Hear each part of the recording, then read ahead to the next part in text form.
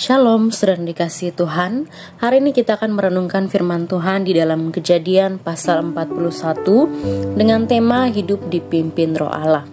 Saudara, krisis berarti peristiwa yang menyebabkan situasi berbahaya, genting atau suram. Krisis dapat terjadi pada individu, kelompok, komunitas atau masyarakat.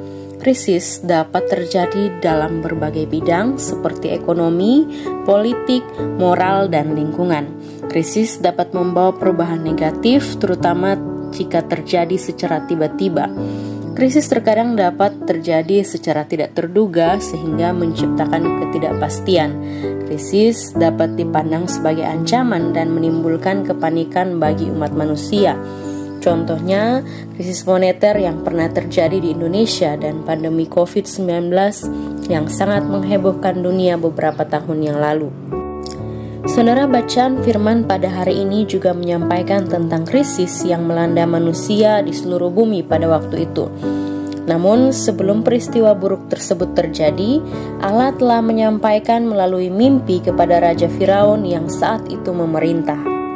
Firaun bermimpi bahwa ia tengah berdiri di tepi sungai Nil, lalu keluarlah 7 ekor lembu yang gemuk badannya dan makan rumput yang ada di tepi sungai itu.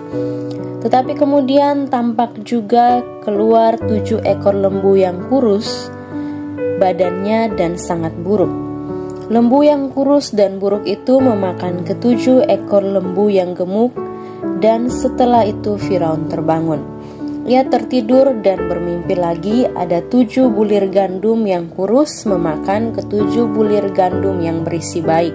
Mimpi tersebut membuat ia gelisah dan tidak ada seorang pun ahli atau orang berilmu yang dapat mengartikannya. Kepala juru roti mengingat Yusuf yang telah menolong dia dan membawanya di hadapan raja untuk menerjemahkan mimpi tersebut. Yusuf dalam pimpinan Allah mengartikan mimpi tersebut bahwa akan datang 7 tahun kelimpahan di Mesir, kemudian setelah itu akan timbul 7 tahun kelaparan yang hebat pada masa itu. Yusuf kemudian mengusulkan untuk mengumpulkan persediaan makanan selama 7 tahun kelimpahan agar ada persediaan nanti selama 7 tahun kelaparan. Usulan Yusuf diterima. Firaun memuji kebijaksanaannya dan Roh Allah yang memimpin dia, serta melantik Yusuf menjadi kuasa atas seluruh Mesir. Dari kisah ini kita dapat belajar 2 hal mengenai kehidupan orang yang dipimpin oleh Roh Allah, yaitu yang pertama, hikmat Allah memimpin sekalipun di dalam krisis. Saudara, bagi orang yang dipimpin oleh Roh Allah, Roh akan memberikan hikmat untuk mengerti kehendak Allah dalam pergumulan bahkan krisis yang terjadi sehingga ia menemukan jalan keluar. Bahkan sekalipun tidak menemukan jalan, ia tetap berserah kepada Allah dan tidak goyah. Yang kedua, menjadi saluran berkat bagi banyak orang. Hidup dalam pimpinan Roh Allah berarti membawa dampak positif bagi lingkungan sekitar, yaitu menjadi berkat bagi orang lain. Sekalipun kelaparan hebat terjadi, orang-orang dari seluruh bumi datang ke Mesir untuk membeli gandum dari Yusuf. Oleh karena Yusuf bertindak dalam pimpinan Roh, maka orang Mesir dan bangsa lain dapat menikmati gandum ketika kelaparan melanda seluruh bumi. Saudara, kisah Yusuf memberikan gambaran kepada kita mengenai cara hidup orang yang dipimpin Roh Allah.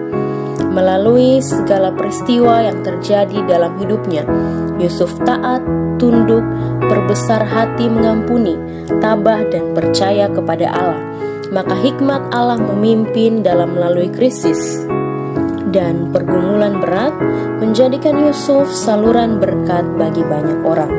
Kiranya di tahun yang baru dan mengawali bulan Februari ini, kita memberi hidup dipimpin oleh Roh Allah dan mempercayakan hidup kita kepada Allah agar hikmat dan berkat Allah menyertai hidup kita.